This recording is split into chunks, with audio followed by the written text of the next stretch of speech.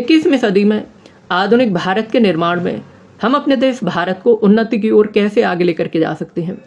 जब भी हम अपने देश भारत में भ्रष्टाचार शासन प्रशासन को खत्म करने की बात करते हैं तो ये आवश्यकता है कुछ बुनियादी चीज़ों पर हम खास ध्यान दें, जिसमें सबसे महत्वपूर्ण है transparency, accountability, zero tolerance against corruption, crime और किसी भी प्रकार का भ्रष्टाचार मुक्त शासन प्रशासन।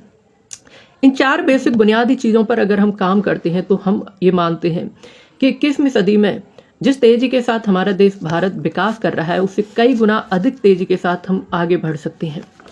21वीं सदी यानी एडमिनिस्ट्रेटिव रिफॉर्मेशन।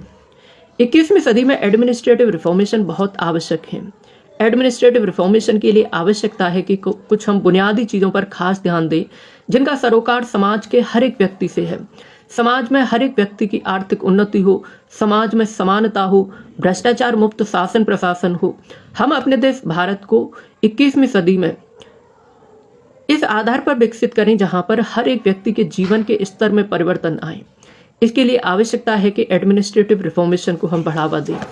एडमिनिस्ट्रेटिव रिफॉर्मेशन आमतौर पर राजनीतिक पर निर्भर करता है कि हम अपने देश भारत में जितने भी जनप्रतिनिधि हैं, राजनेता हैं, उन्हें योग्यता के आधार पर चुन करके संसद में, विधानसभाओं में, परिषदों में या डेलीगेटेड लेजिस्लेशन के माध्यम से नगर निगम में जन समस्याओं को उठाने के लिए भेजते हैं। जब भी हम बात करते हैं केंद्र स्तर पर लोकसभा या राज्यसभा में चुने हुए सांसदों के द्वारा ऐसे कानून बनाने की जिनका सरोकार समाज के हर एक व्यक्ति से है, तो ये आवश्यक हो जाता है कि हम ऐसे पढ़े लिखे जनप्रतिनिधि भेजें। इसके लिए आवश्यकता है कि हम पॉलिटिकल रिफॉर्मेशन को हम बढ़ावा दें। आज हमारे देश भारत में पॉलिटिकल रिफॉर्मेशन की बहुत आवश्यकता है, क्योंकि अमूमन हम ये देखते हैं कि जिन जनप्रतिनिधियों को हम चुन करके भेजते हैं लोकसभा और राज्यसभा में, लोकसभा और राज्यसभा के कार्य पर हम अगर नज़र डालेंगे तो हम पाएंगे कि ज़्यादातर विपक्ष या पक्ष के जितने भी जनप्रतिनिधि सांसद हैं वो कामकाज को इंटरप्ट करते हैं, बाधा डालते हैं। ये आवश्यकता है कि देश का नागरिक इसके खिलाफ आवाज उठाए, जिससे कि संसद में चुने हुए जनप्रतिनिधि देश से जुड़े हुए ऐसे कानून बना सकें जिससे कि हम 21वीं सदी में एडमिनिस्ट्रेटिव रिफॉर्मेशन को हम सुनिश्चित कर सकें। देखिए, एडमिनिस्ट्रेटिव रिफॉर्म आमतौर पर इस बात पर निर्भर करता है कि हमारे देश भारत में ब्यूरोक्रेसी हो, एक्सिक्यूटिव हो, लेजिस्लेटिव हो या ऑनरेबल जुडिशरी हो, ये चारों संस्थानें मिलजुल करके काम करें।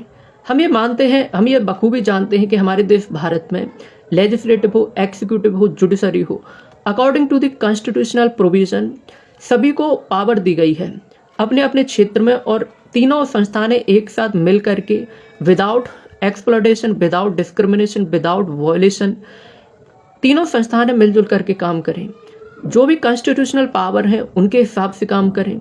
अगर किसी भी प्रकार का डिस्प्यूट अराइव होता है तो peacefully with the good coordination, with good relation ये चीज़ों को, इन समस्याओं को हल करें, जिससे कि समाज पर, लोगों पर, विकास पर इसका नकारात्मक प्रभाव न पड़े।